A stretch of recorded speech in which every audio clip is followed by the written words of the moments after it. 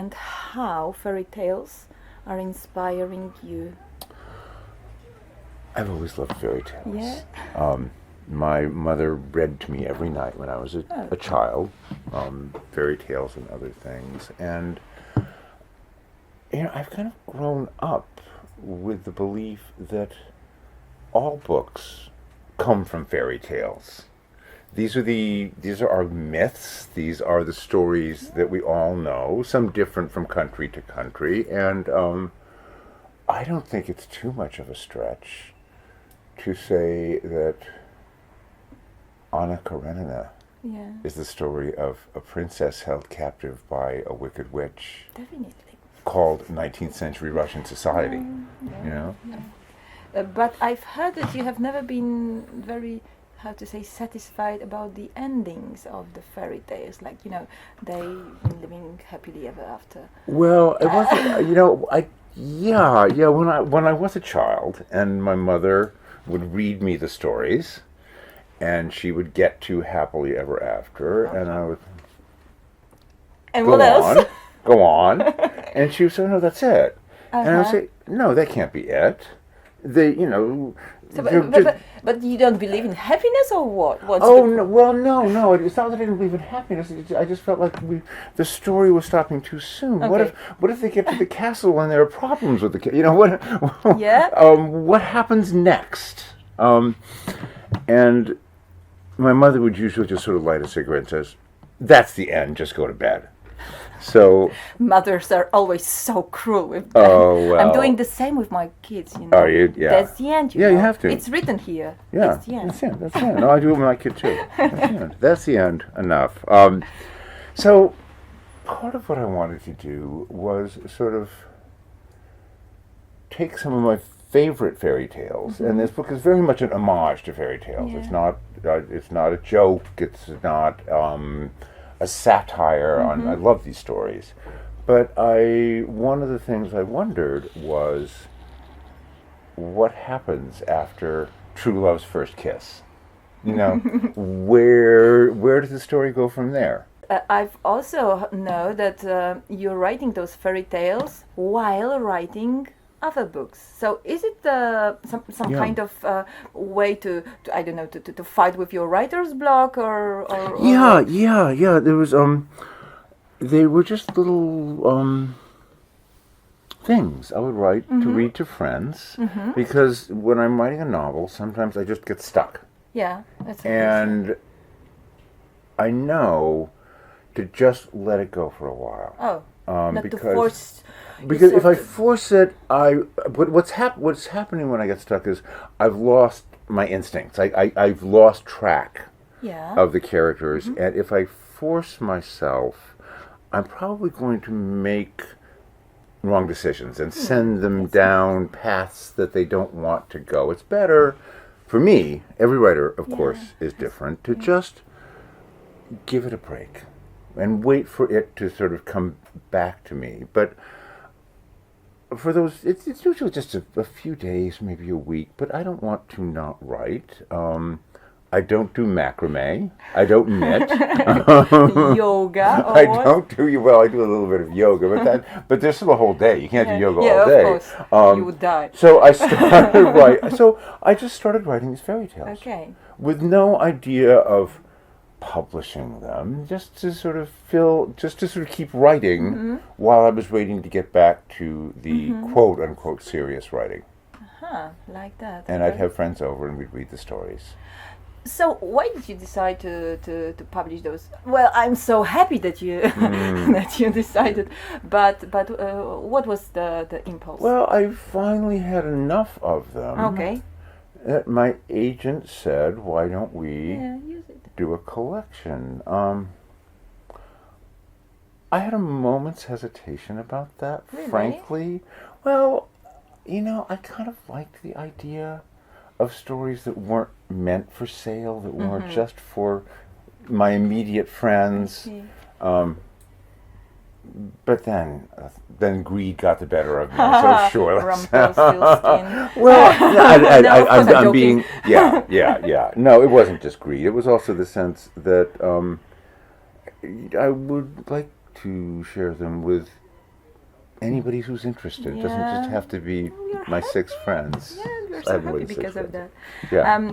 In the beginning of the book, you're writing that average people, they have nothing to be afraid of. So I have to ask you, are you not afraid of the spell that someone's going to cast a spell on you because you're handsome, famous, talented? Thank you. I try to counter that by casting spells on other people before they can cast spells on me. Oh, right. No, this that was there's a little sort of introduction to this to the book in which I talk about how it's consistently in fairy tales. You know, the princess is always beautiful. The prince is always handsome. And mostly blonde girls. They tend to be blonde. They let's just say they tend to be white and blonde. Yep. Yeah. They tend to be wasp. In my other books, I very it matters to me that the characters are not pretty young blondes.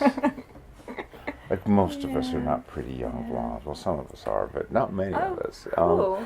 And so it's always been, since I started, a sort of devotion of mine to insist that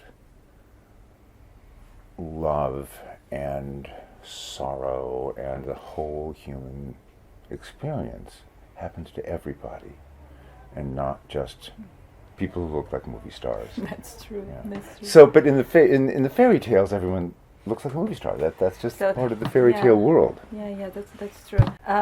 But when I'm thinking about modern versions of fairy tales, when I'm reading them to my kids, very often they are much less cruel than those my father was reading to me, or my mother. What happened to the world that, world is full of cruelty, but the fairy tales, they became so, there's nothing in it. I have mixed feelings about that. Yeah? I have a child. Well, he's grown up now. Mm-hmm. He was once a child. Oh, yeah? Now he's a big bully and he just knocks me around. But the new versions are so cleaned up as to be a little bit bland. But if you go back and read the originals, in Cinderella, the stepsisters cut off their toes. Yeah, the toes. I remember. This is okay, but here's an even better one. Sleeping Beauty. The prince fights his way into the castle. He kisses her. It doesn't work. Yeah. Oops. Well, okay. He goes away. He comes back a certain number of months later and kisses her again. And this time she wakes up and she's pregnant. He had sex with her in a coma. No, I don't want to. The first time. This is. Do you want to read that to your child? I don't want to read that to my child. No, never. But so the whole question of cleaning them up is, on one hand, no, but on the other hand, okay. Yeah, let's just keep it like it was. On one hand, yes, the newer versions of the fairy tales, the Disney versions are bland. But on the other hand, we're seeing more and more stories in which the girl is the hero. Yeah, like which was never the case in any of these old stories. True. She needed to be rescued. She needed to be kissed awake, and that's changing. And that I approve. I think that's great. Yeah, that's true. Frozen, for instance. For instance, That's very feminist and fairy tale. Yeah. I like it so much, and music is not so bad. And history gives us no feminist fairy tales at all. Let's wait for a few more.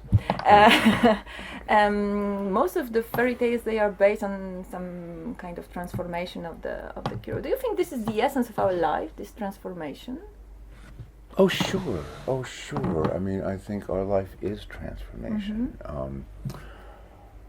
If nothing else, we're transformed by time. Yeah. A narrative is almost inevitably about what happens over time. You could give just about any book to anyone and say, I hope you like this book. it's about the passage of time. It's true of every novel. Mm-hmm. That's true. And do you, maybe you have this very special moment in your life that was like this special moment of the fairy tales character that is transforming it into something else? Do you remember something like that in your life? Oh, it happens Or maybe so often. Yeah. I don't know if there was one Okay. big catharsis. Certainly as a writer, reading Virginia Woolf. Oh. When I was 15. I was a little young for Virginia Woolf, but